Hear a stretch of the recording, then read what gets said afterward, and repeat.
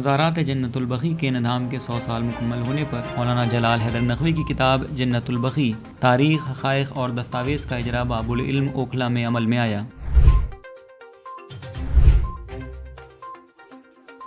اس موقع پر پروفیسر اختر الواسع نے کہا کہ جنت البقیع سے ہمارا عقیدتی رشتہ ہے اور یہ مسئلہ کسی ایک فرقے سے مخصوص نہیں ہے، بلکہ وہاں اہل بیت علیہ السلام، اصحاب کرام اور ازواج مطہرات کی خبریں منظم کی گئی ہیں۔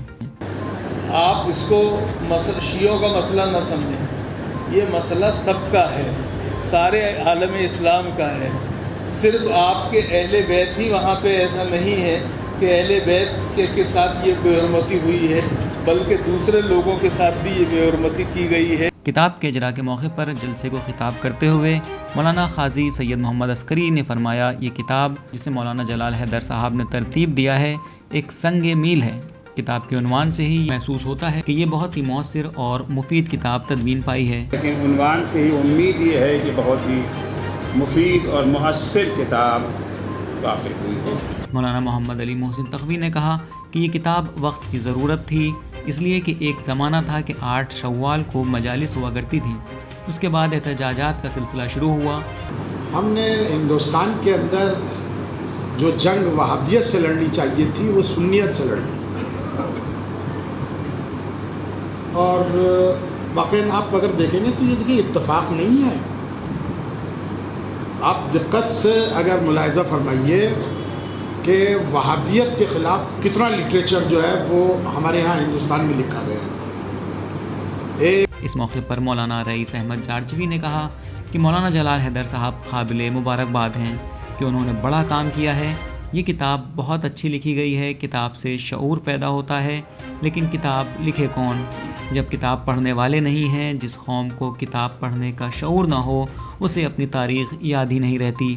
ہے کتاب لکھ لیجئے تو پڑھنے والا کوئی نہیں، خریدنے والا کوئی نہیں ہے، خریدے کس لیے کہ جب پڑھنے ہی کا شعور نہیں ہے۔ جلسے میں مولانا مقصود الحسن قاسمی نے کہا کہ میں سب سے پہلے کتاب کے مؤلف جناب جلال حیدر صاحب کو دل کی گہرائیوں سے مبارکباد پیش کرتا ہوں۔ 100 سال پہلے جب جنت البقیع کو مسمار کیا گیا تھا تو اس وقت دارالعلوم دیوبند کے مفتیان کرام نے متفقہ طور پر فتویٰ دیا تھا۔ معزز سامعین،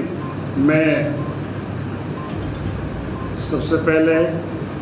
اس کتاب کے مؤلف اور مصنف جناب جلال صاحب کو بہت دل کی گہرائیوں سے مبارکباد پیش کرتا ہوں۔ مولانا حیدر عباس نوگانوی نے کہا کہ میرے لیے اعزاز کی بات ہے کہ میں اس کتاب کے اجرا میں شامل ہوا۔ جلال صاحب وہ جس روز یہ منتظر میں داخل ہوئے تھے مجھے وہ وقت بھی یاد ہے، مگر یہ اندازہ نہیں تھا، لیکن اب انہوں نے جو کام کیا ہے وہ ایک دم سے انہوں نے چھکے چوکے نہیں لگائے، سینچریوں کو بھی ہم مثال نہیں دے سکتے۔ انہوں نے اس بلندیوں تک پہنچایا ہے اس مشن کو، اس تحریک کو، کہ جس کے بعد واپسی کا کوئی راستہ نہیں ہے،